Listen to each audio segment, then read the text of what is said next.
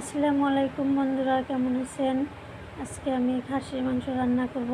এটা রাত্রের আমি ভালো মতো ধুয়ে পরিষ্কার করে নিচ্ছি খাসির মাংস। তো কড়াইতে সরিষার তেল দিয়ে দিচ্ছি। তেল গরম হয়ে গেছে, আমি গোটা গরম মশলা দিয়ে দিচ্ছি, দারচিনি, এলাচের মুখ অবশ্যই ফাটিয়ে দিতে হবে।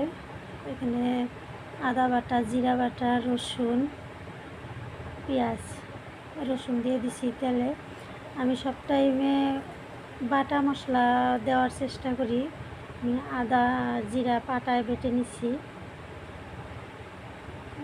তেল গরম হয়ে গেছে, রসুন ভাজা হয়ে গেছে, এখন পেঁয়াজ দিয়ে দিলাম। পেঁয়াজ দিয়ে দিছি, পেঁয়াজ রসুন ভালোভাবে ভাজতে হবে, ভাজতেছি। আমি তো আমি কাউরে রান্না শেখাই না, আমি যেভাবে রান্না করে খাই ওইটা আপনাদের সাথে আমি শেয়ার করি। তেজপাতা দিয়ে দিচ্ছি।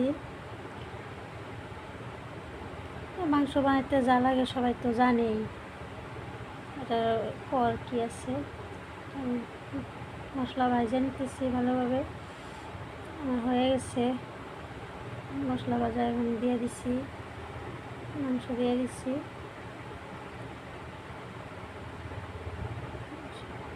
মাংস দিয়ে দিচ্ছি আমি কড়াইতে। এখন এক এক সব মশলা দিয়ে দিব। মাংসতে যা যা মশলা লাগে সবারই জানা আছে। আদা, রসুন, জিরা, গরম মশলা, ধনিয়া গুঁড়া, হলুদ গুঁড়া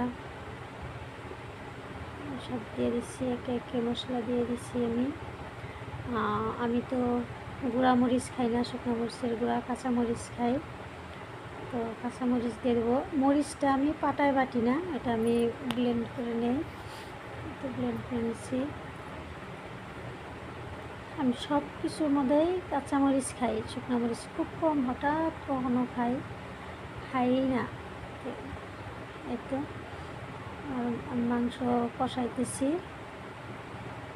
আমি এখানে আলু দিব, আলু দিয়ে রান্না করব।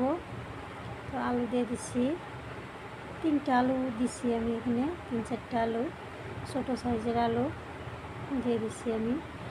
আমি হলো মাংসে আলু দিই, আলু দিলে আমার ভালো লাগে খাইতে। আলু না দিলে মাংসটা মানে ভালো লাগে না আমার খাইতে।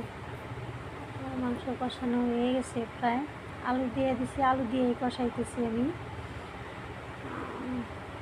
খাসির মাংস এখানে একটা সুস্তা আছে, সুস্তা সবাই খায় কি না আমি জানি না, আমিও আগে খাইতাম না, এখন খাই আমি সুস্তা। খাসির সুস্তা একটা আছে, আমি এখানে দিয়েছি। সুস্তা অবশ্যই ভালোভাবে পরিষ্কার করতে হয়, এটা আমি অনেক ভালোভাবে পরিষ্কার করছি, গরম পানি দিয়ে পরিষ্কার করছি, 8-10 বার পরিষ্কার করা হয়েছে আমার।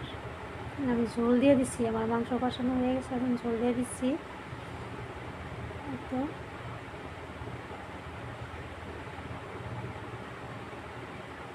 ঝোল দিয়ে দেওয়ার পরে ঢাকা দিচ্ছি। এই যে